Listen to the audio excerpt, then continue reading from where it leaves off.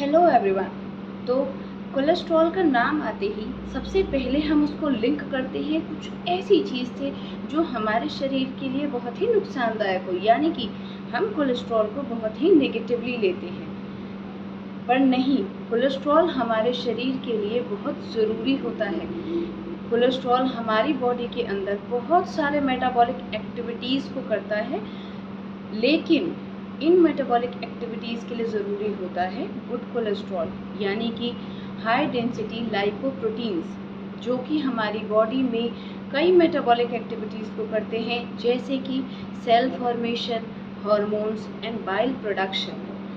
दिक्कत कब आती है? दिक्कत आती है जब हम ऐसे फूड्स को खाना शुरू करते हैं जो कि हमारे बॉडी के एलडीएल लेवल्स जो हैं, यानी कि लो डेंसिटी लाइपोप्रोटीन, जिन्हें हम बैड कोलेस्ट्रॉल कहते हैं, उन्हें रेस करते हैं, जो कि तब रेस होते हैं जब हम जंक और प्रोसेस्ड फूड खाते हैं, यानी ऐसे फूड्स खाने लगते हैं जिसमें सैचुरेटेड एंड ट्रांस फैट्स का अमाउंट बहुत ज़्यादा होता है, जो कि नुकसानदायक है, क्योंकि जो लो डेंसिटी लाइपोप्रोटीन्स होते हैं वो हमारे आर्टरीज में प्लाक फॉर्मेशन करते हैं, जिनकी वजह से कार्डियोवास्कुलर डिजीज़ के चांसेस जो हैं वो बढ़ जाते हैं, यानी कि हार्ट अटैक है, स्ट्रोक है, इनके चांसेस बढ़ते हैं।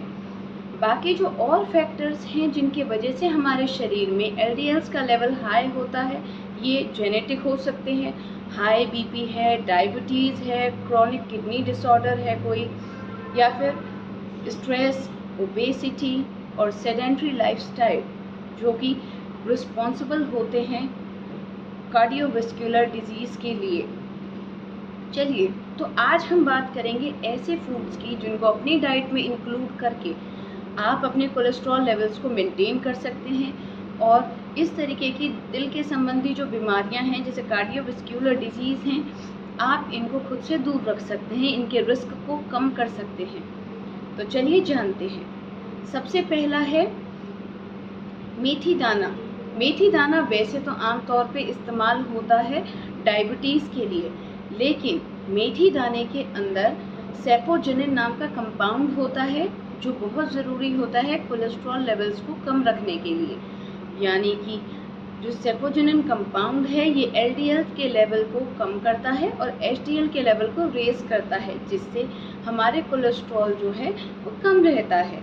साथ में इसके अंदर सॉल्यूबल फाइबर्स होते हैं जो गट में कोलेस्ट्रॉल के एब्जॉर्प्शन को कम करते हैं और इसके रिस्क को घटाते हैं। लेकिन इसके लिए आपको मेथी दाने को 1 से 2 चम्मच मेथी दाने को पानी में भिगोकर रात को रखना है और सुबह को उसका सेवन करना है। ये आपके कोलेस्ट्रॉल को कम करता है। नेक्स्ट है लहसुन, यानी कि गार्लिक। गार्लिक के अंदर एलिसिन नाम का एक ऑर्गेनिक सल्फर कंपाउंड पाया जाता है, जो लहसुन की सभी थेरापेटिक प्रॉपर्टीज़ के लिए रिस्पॉन्सिबल होता है।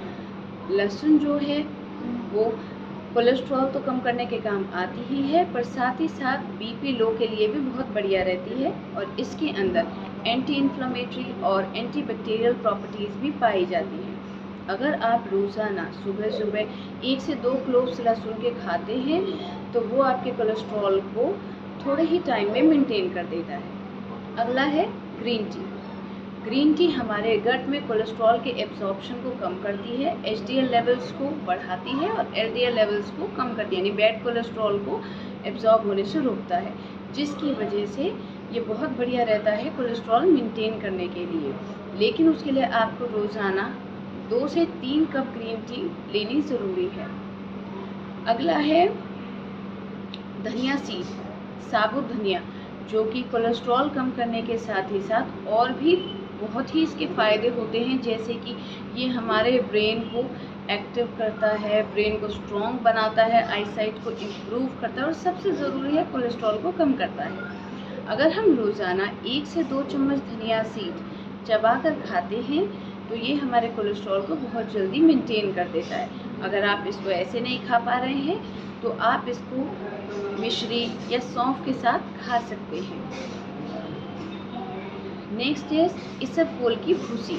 इसबगोल की भूसी जो है, ये साइंटिफिकली प्रूवन है कि कोलेस्ट्रॉल को बहुत जल्दी घटाने के काम आती है। इसबगोल की भूसी में बहुत ज़्यादा अमाउंट में सॉल्युबल फाइबर्स होते हैं, जो गट में कोलेस्ट्रॉल के एब्जॉर्प्शन को स्लो डाउन करते हैं और ब्लड में कोलेस्ट्रॉल के अमाउंट को घटाते हैं। लेकिन इसके लिए आपको रोज़ाना 1 से 2 चम्मच इसबगोल की भूसी को पानी के साथ लेना है, जिससे आपका कोलेस्ट्रॉल जो है वो बिल्कुल मेंटेन हो जाएगा।